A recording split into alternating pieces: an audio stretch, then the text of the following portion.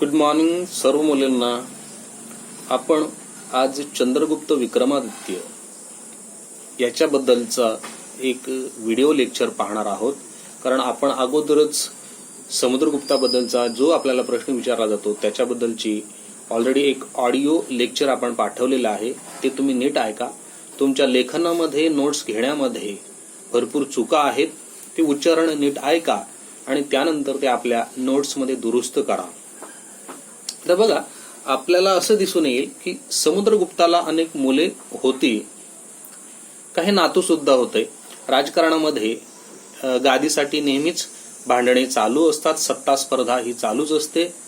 आणि त्याच्यामुळे आपल्याला या ठिकाणी समुद्रगुप्ताच्या नंतर हा विक्रमादित्य चंद्रगुप्त, ज्याला ही विक्रमादित्य ही पदवी मिळाली, तो गादीवर आला आणि मग त्याने राज्यकारभार यशस्वीपणे समुद्रगुप्ताप्रमाणे सुरू केलेला आहे. परंतु तो राज्यकारभारावर येण्याच्या अगोदर एक आपल्याला कथा पाहावी लागते आणि ती कथा म्हणजे देवी चंद्रगुप्तम या नावाचे एक नाटक आहे. आणि त्या नाटकामध्ये एक कथानक सांगितलेले आहे की समुद्रगुप्ताच्या नंतर रामगुप्त हा त्याचा सर्वात मोठा मुलगा गादीवर आला, परंतु त्याच वेळेला त्याच्या राज्यावर शकांनी आक्रमण केले. तो बंगालचा होता. आता याच्यामध्ये रामगुप्ताचा पराभव झाला आणि शकांनी त्याला अटक केली. त्यावेळी या शक राजाने एक अट घातली की तुझे राज्य तुला परत देईन आणि कत्तलही केली जाणार नाही, परंतु तुझी जी राणी आहे ध्रुवदेवी ती माझ्या हवाली करावी लागेल. आता ही सगळी कत्तल टाळण्यासाठी, राज्य वाचवण्यासाठी रामगुप्त तयार सुद्धा झाला. परंतु या गोष्टीचा चंद्रगुप्ताला, त्याचा दुसरा भाऊ, त्याला खूप राग आला आणि त्याने त्याचा निषेध केला. परंतु त्याने मात्र तो गप्प राहिला नाही. त्याने युक्ती केली. त्याने काय केलं की ध्रुवदेवीचा पोशाख स्वतः केला आणि तो स्वतः त्या शकराजाच्या शामियान्यामध्ये गेला. आता शकराजाला वाटले की राणी ध्रुवदेवीच आलेली आहे आणि म्हणून त्या शकराजाने आलिंगन दिले. परंतु चंद्रगुप्ताने त्याच वेळेला त्याचा खून केला आणि राज्य वाचवले. परंतु चंद्रगुप्ताला आपल्या भावाच्या या वागण्याबद्दल सुद्धा, रामगुप्ताबद्दल सुद्धा राग आलेला होता आणि म्हणून त्याने काय केला, आपल्या भावाचा सुद्धा खून केला आणि त्याने स्वतः ध्रुवदेवी बरोबर विवाह करून स्वतः राज्याभिषेक करून घेतला. अशी ही कथा या राज्याभिषेकाच्या मागे आहे. आणि शेवटी आपल्याला असंच म्हणावं लागते की चंद्रगुप्ताने राज्यकारभाराला सुरुवात केलेली आहे. आता चंद्रगुप्ताने शकराजाचा जो पराभव केलेला आहे त्याच्यामुळे चंद्रगुप्ताला अजून एक पदवी बहाल केलेली आहे काही इतिहासकारांनी, ती म्हणजे शकारी. शक आणि अरी, शकांचा शत्रू, अरी म्हणजे शत्रू, शकांचा शत्रू म्हणजे शकारी, अशी त्याला पदवी बहाल केलेली आपल्याला दिसते. आता आपल्याला पुढच्या भागाकडे जायचं याच प्रकरणातल्या चंद्रगुप्ताच्या याच्यातल्या की चंद्रगुप्ताचा राज्यविस्तार कसा कसा झाला. तर इसवी सन साधारणपणे आपण पाहिले तर इसवी सन 320 मध्ये चंद्रगुप्त गादीवर आल्यानंतर त्याने आपल्या वडिलांचेच म्हणजेच समुद्रगुप्ताचेच राज्य विस्ताराचे धोरण राबवल्याचे आपल्याला दिसून येते. तो सुद्धा समुद्रगुप्ताप्रमाणेच पराक्रमी होता आणि त्याने सुद्धा आपल्या वडिलांचे राज्य विस्तारले आणि त्याचा विकास केल्याचा आपल्याला दिसून येते. चंद्रगुप्त दुसरा हा सुद्धा समुद्रगुप्ताप्रमाणे मुत्सद्दी आणि दूरदृष्टीचा होता आणि त्यामुळे त्याने आपल्या पूर्ण कारभारामध्ये दोन नीतींचा अवलंब केला राज्य विस्तार करण्यासाठी, ते स्थिर करण्यासाठी. त्यातली पहिली होती, एकतर जिथे शक्य आहे तिथे लढाई करायची आणि जिथे शक्य नाही तिथे वैवाहिक नीतीचा किंवा वैवाहिक संबंध स्थापन करायचे. अशा पद्धतीनं त्याने ते नीती अवलंबिली आणि मग राज्य विस्तार केल्याचे आपल्याला दिसून येते. चंद्रगुप्ताने गुजरात पर्यंत मजल मारली होती. गुजरातमधील काठियावाड या ठिकाणी सुद्धा तो गेला होता आणि तेथील राजा रुद्रसिंह तिसरा याच्यावर त्याने हल्ला करून त्याचा पराभव केला. आणि म्हणून आपल्याला या ठिकाणी असा एक उल्लेख सापडतो की समुद्रगुप्ताच्या नाण्यांवर सिंह सुद्धा सापडतो, म्हणजे सिंहाला तो मारत आहे, ठार करत आहे असं दिसतं.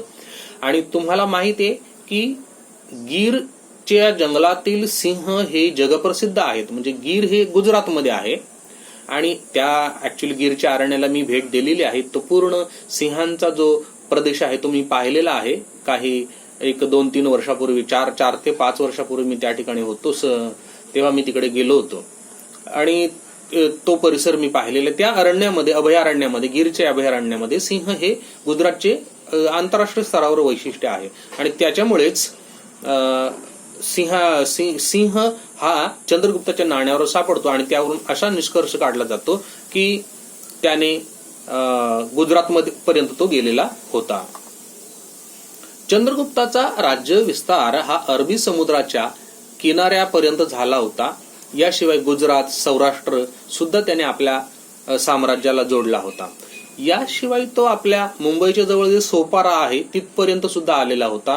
गुजरातमधील अजून काही भाग आहे तो बडोच आहे, त्याच्यानंतर खंबायत आणि इतरही काही बंदरे त्याने गुप्त साम्राज्यामध्ये सामील करून घेतलेली होती. कारण ही बंदरे जी होती ही व्यापाराची महत्वाची केंद्रे होते. तेथूनच जलमार्गाने व्यापाराची वाहतूक होत असे, मालवाहतूक केली जात असे. त्याचा व्यापार हा बंगाल व बिहार पर्यंत म्हणजे बघा तिथपर्यंत पोहोचलेला होता. तसेच बनारस आणि तो हिमालयापर्यंत म्हणजे जवळजवळ आपल्याला असं दिसतं की देशाच्या 4ही दिशांच्या मार्गे त्याचा व्यापार चालत असे, दिशांना व्यापार चालत असे. याशिवाय अजून एक महत्वाची गोष्ट म्हणजे चंद्रगुप्त विक्रमादित्याचा राज्याचा व्यापार हा रोम कुठे आलं तर रोम इटलीची राजधानी रोम आहे. म्हणजे त्या रोमन साम्राज्य तेव्हा होतं आणि त्या रोमन साम्राज्याबरोबर सुद्धा त्याचा व्यापार चालत असे. ती अत्यंत महत्वाची गोष्ट आहे, उल्लेखनीय बाब आपल्याला म्हणावे लागेल. चंद्रगुप्त बद्दलचे जे काही साहित्य उपलब्ध आहे त्यामध्ये म्हणजे त्याचा जर आपण अभ्यास केलाच आपल्याला असे दिसून येते की त्याचा सेनापती अमर कर्दव हा त्याच्या लढाईच्या मध्ये अग्रभागी असायचा. आणि दुसरी एक गोष्ट म्हणजे की दिल्लीच्या कुतुब मिनार या परिसरामध्ये एक लोहस्तंभ सापडलेला आहे आणि तुम्हाला सांगतो तो लोहस्तंभ मी 2दा पाहिलेला आहे. मी 2 वेळा जेव्हा दिल्लीला गेलो होतो आणि कुतुब मिनार परिसराला मी भेट दिली होती तेव्हा तो स्तंभ मी पाहिलेला आहे. म्हणजे मी तुम्हाला त्या स्तंभाचा साक्षीदार आहे असं सांगतोय की तो स्तंभ आजही त्या ठिकाणी आहे आणि त्या स्तंभावर चंद्र असा उल्लेख केलेला आहे. याचा अर्थ की तो चंद्र म्हणजे तो दुसरा तिसरा कोणी नसून तर तो चंद्रगुप्त आहे असा निष्कर्ष अनेक इतिहासकारांनी काढलेला आहे आणि त्यावरून असे दिसून येते की चंद्रगुप्ताचे साम्राज्य हे 4ही दिशांना पसरलेले होते. आता जसं आपण सुरुवातीला म्हटलं की चंद्रगुप्ताने आपल्या राज्याचा विस्तार करण्यासाठी ज्या 2 नीतींचा अवलंब केला, ज्या 2 दूरदृष्टीच्या गोष्टींचा अवलंब केला, त्यातली पहिली म्हणजे लढाईने जिंकणे, लढाई करून हरवणे आणि जिंकणे.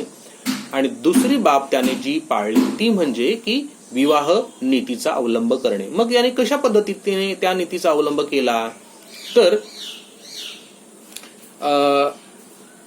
ज्या ठिकाणी चंद्रगुप्ताने लढाई न करण्याचे ठरवले त्या ठिकाणी त्याने त्या राजांशी, त्यांच्या कन्यांशी, त्यांच्या राजकन्यांशी विवाह केला आणि असे विवाह स्थापन केलेले. एवढेच नव्हे तर त्याने स्वतः नाग घराण्याची राजकन्या कुबेर नागा हिच्याबरोबर विवाह केला. म्हणजे नागा राजांशी संबंध केल्यामुळे तिकडचे त्याचे जे साम्राज्य विस्तारलेले होते ते संरक्षण त्याला मिळाले.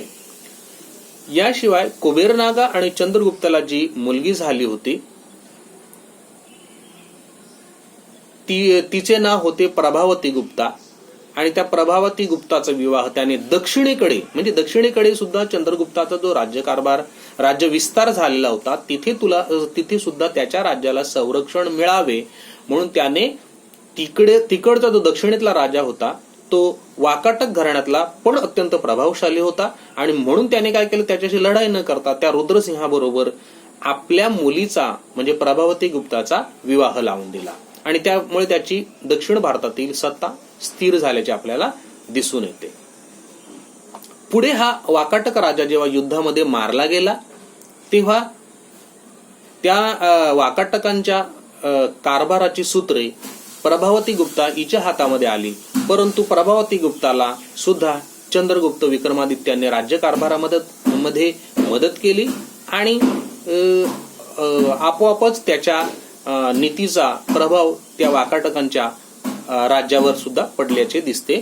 आता याला सबळ पुरावा म्हणजे अजून 2 ताम्रपट सापडले आणि या ताम्रपटांमध्ये असे उल्लेख असल्याचे आपल्याला दिसून येते. चंद्रगुप्ताची नाणी सुद्धा फार महत्वाची आहेत की जी त्याच्या पराक्रमाचे, त्याच्या इतिहासाबद्दल आपल्याला माहिती देतात. चंद्रगुप्त विक्रमादित्याने सोन्याच्या नाण्यांबरोबर चांदीची सुद्धा नाणी पाडली. त्याची ही चांदीची जी नाणी होती ती पश्चिमी क्षत्रप, आता पश्चिमी क्षत्रप म्हणजे कोण तर ग्रीक यांच्याप्रमाणे होते. त्याने जिंकलेल्या प्रदेशांमध्ये ही नाणी त्याने प्रचलित केली. त्याच्या या नाण्यांच्या एका बाजूला गरुडाची प्रतिमा असल्याचे आपल्याला दिसते आणि दुसऱ्या बाजूला चंद्रगुप्ताची स्वतःची प्रतिमा त्याच्यामध्ये दिसून येते. अशी जवळजवळ वेगवेगळ्या प्रकारची त्याची 9 प्रकारची नाणी होती.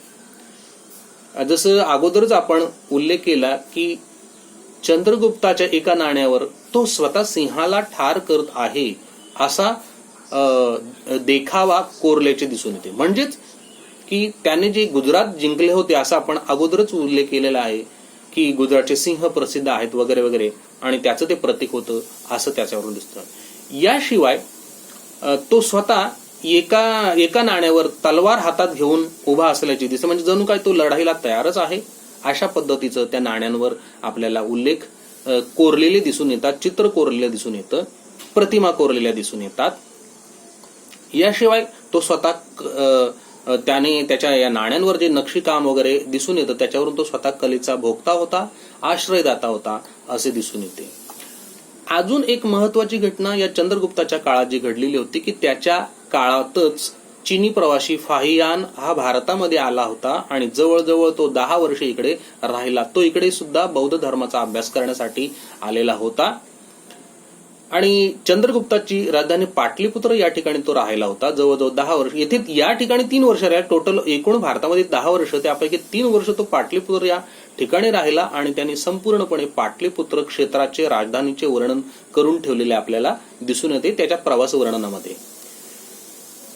पाटलीपुत्र येथील राजवाडा, त्याची भव्यता त्याने आपल्या या प्रवास वर्णनामध्ये वर्णन करून ठेवल्याचे आपल्याला दिसून येते.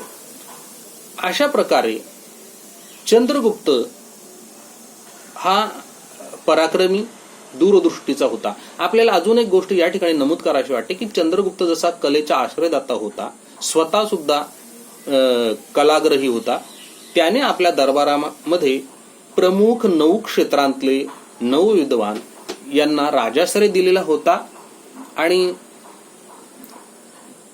त्याच्यामुळे त्याच्या या दरबाराला नवरत्न दरबार असे म्हटले जाते. अर्थात आपल्याला ज्या पद्धतीनं प्रश्नाचं उत्तर लिहायचं आहे त्या प्रश्नाच्या उत्तरासाठी आपल्याला मात्र एवढीच, म्हणजे चंद्रगुप्त आणि त्याचं योगदान एवढाच उल्लेख आपल्याला करायचे. त्याच्या दरबारात कोणकोणते, त्याची अर्थात तुम्हाला माहिती मी दिलेली आहे की कोणकोणते नवरत्न किंवा 9 विद्वान त्याच्या दरबारात होते हे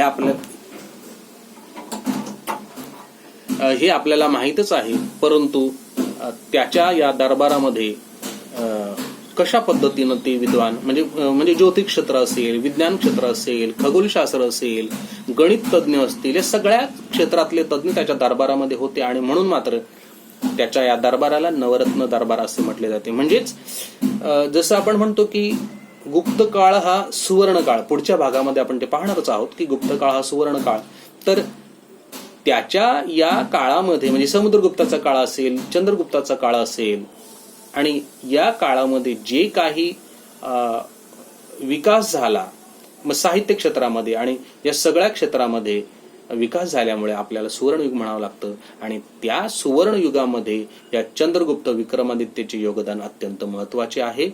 या ठिकाणी मी ज्या पद्धतीने उच्चारण केलेले आहे त्या पद्धतीनं आपल्या नोट्समध्ये तुम्ही दुरुस्ती करा आणि या प्रश्नाचं उत्तर आपण कशा पद्धतीनं लिहू शकतो याचा अभ्यास करा.